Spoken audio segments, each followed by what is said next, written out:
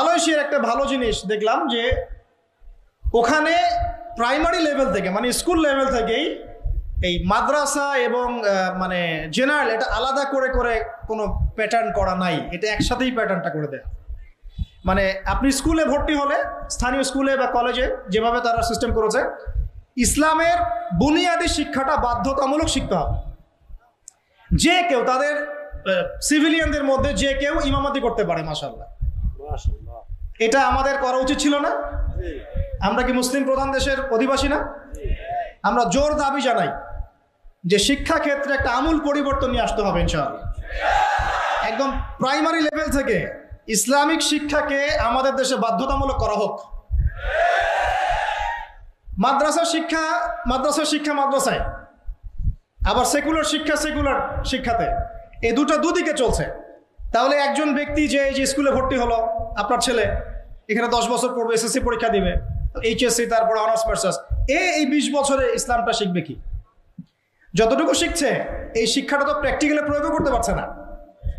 আর এই জায়গা থেকে যখন কেউ উঠে আসছে তখন সে তো উম্মার দায়িত্ব নিতে পারছে না। তাহলে ব্যাপারটা কি এমন যে আমরা এদিকে শুধু দুনিয়ার চর্চা করব আর মাদ্রাসা লাইনে যারা পড়ে তারা দিনের চর্চা করবে?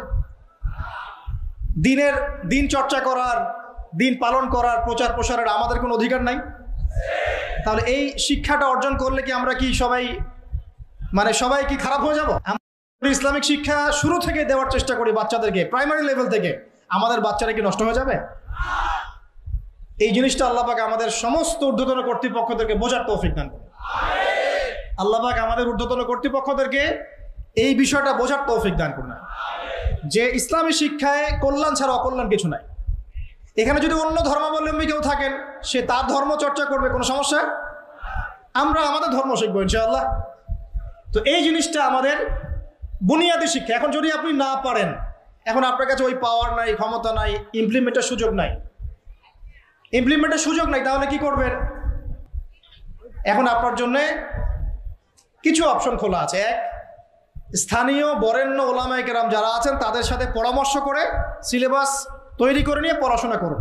অনলাইনে কিছু কোর্সেস চলছে, এই কোর্সেসগুলো করতে পারেন, কাজে দিতে পারেন। আপনাদের মধ্যে কিছু নিবেদিত প্রাণ মানুষ তৈরি করতে হবে।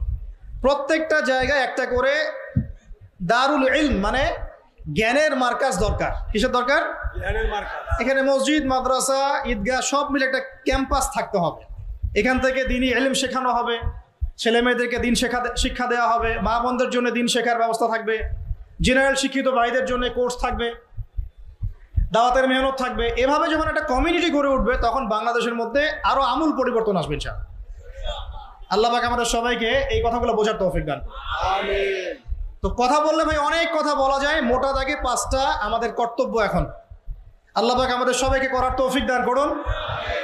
এক নাম্বার হচ্ছে দুনিয়ায় সফল হতে, পরকালে আল্লাহ রেজামন্দি হাসিল করতে এবং দ্বীন ইসলামকে আল্লাহর জমিনে বিজয়ী করতে সর্বপ্রথম আমাদের ঐক্যবদ্ধভাবে যে কাজটা করতে হবে সেটা হলো আল্লাহর দ্বীনের জ্ঞান শিখা।